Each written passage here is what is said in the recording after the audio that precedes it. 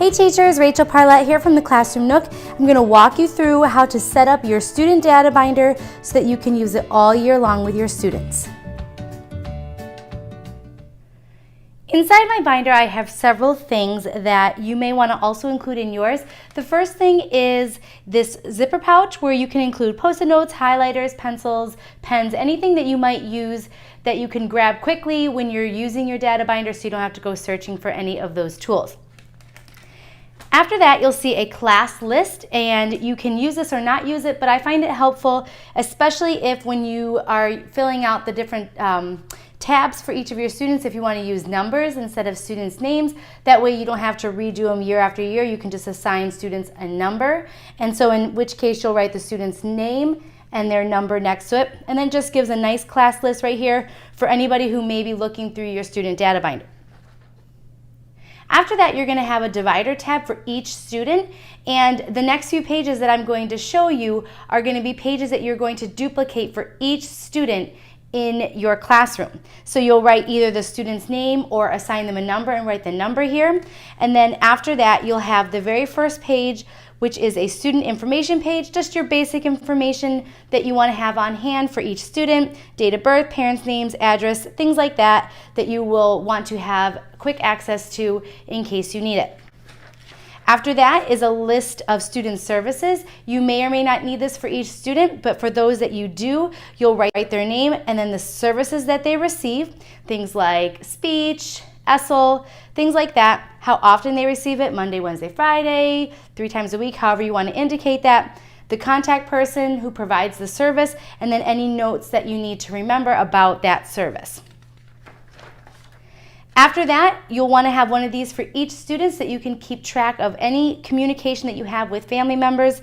It's a really simple form. Simply put the date that you have a contact with any of the family members, which form of communication it was, whether it was a phone, a letter that you received from them, an in-person conference, or an email, and then any information that you want to record about that communication so that you can remember it and refer to it in any meetings or just for your own personal information.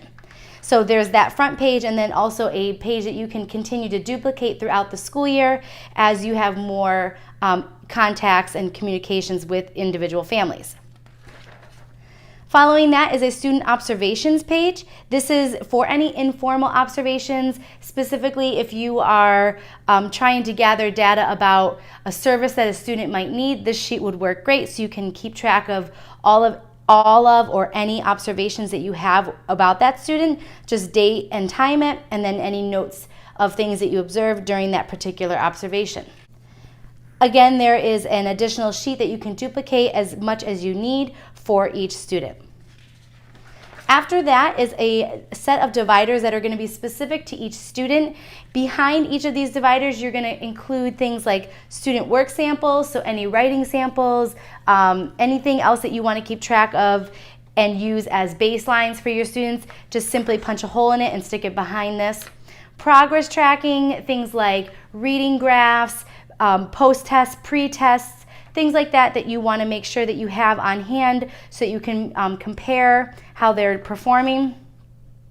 If you develop student goals for students, for IEPs, or even just in your own individual classroom, you have this sheet where you can stick behind here student goals and any documentation for that. And then the last divider for each student is the important notes sheet.